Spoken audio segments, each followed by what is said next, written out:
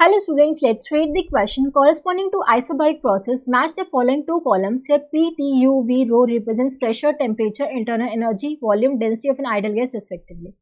So हमें isobaric process के लिए कुछ ग्राफ्स फाइंड आउट करने हैं, PT graph, U rho graph, TV graph and T rho graph, जहाँ पे जो P है प्रेशर रिप्रेजेंट कर रहा है, T temperature, U is internal energy, V is the volume, rho is the density. ठीक है, अब हमें पता है कि फॉर एन आइडियल गैस उसकी इक्वेशन क्या होती है, PV इक्वल्स टू nRT.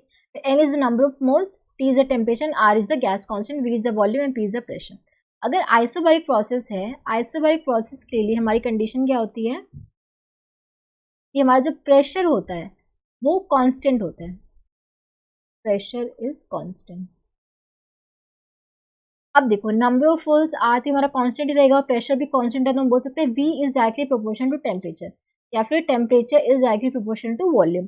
तो अगर टीवी ग्राफ मुझे बनाना है, टीवी ग्राफ, तो it will be a straight line passing through the origin होगा. ठीक है, एक स्ट्रेट लाइन बनेगी. ठीक है, क्योंकि ये एक तरह से y इक्वल्स टू mx वाली लाइन को फॉलो करेगा, स्ट्रेट लाइन की इक्वेशन जो होती है. ठीक है, तो ये एक बनेगी, स्ट्रेट लाइन बनेगी टी और वी के बीच में, जो कि हम देख सकते हैं किसमें दे रखी है, टीवी ग्राफ हमारा मैच करेगा पी से. उसके बाद पीटी ग्राफ देखो, पीटी ग्राफ की अगर मैं बात करूं, अगर आप टेम्परेचर को चेंज भी करोगे तो भी प्रेशर तुम्हारा कांस्टेंट ही रहेगा, बिकॉज आइसोबैरिक प्रोसेस है तो प्रेशर हमेशा इसमें कांस्टेंट रहेगा. तो अगर मैं पीटी ग्राफ ड्रॉ करती हूँ, अगर टेम्परेचर वेरी भी करोगे तो प्रेशर हमारा कांस्टेंट होता है. It will be a straight line parallel to temperature axes, because pressure change नहीं हो रहा है. तो ये हमारा मैच करेगा क्यू से. ठीक है, इससे मैच करे. उसके बाद यूरोग्राफ एंड टी रोग्राफ देखो. अब हमने देखा था कि टी हमारा वॉल्यूम के डायरेक्टली प्रोपोर्शन है और हमें पता है कि डेंसिटी का फॉर्मूला होता है मास बाय वॉल्यूम, और volume will be equals to mass divide by density. तो यहाँ से हम देख सकते हैं कि volume is inversely proportional to density. तो जो टेम्परेचर है वो क्या हो जाएगा, इनवर्सली प्रोपोर्शनल किसके आ जाएगा, डेंसिटी की.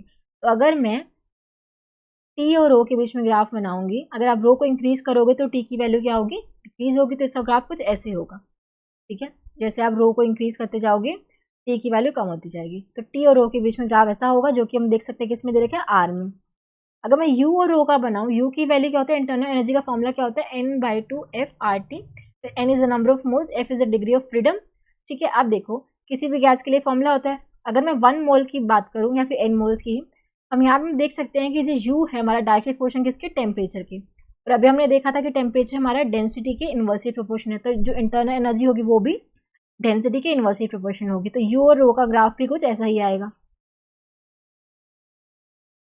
ऐसा आएगा ना कि रो को बढ़ाओगे तो यू की वैल्यू डिक्रीज होगी. ठीक है, ये सिमिलर ऐसा ग्राफ आएगा जो दे रखा है. तो ये भी हमारा मैच कर रहा है आर से. ठीक है, हम देख सकते हैं QRPR जो कि दे रखा है हमारा ऑप्शन 2 में. Option 2 will be the correct answer. I hope आप सबको समझ आया होगा. Thank you so much.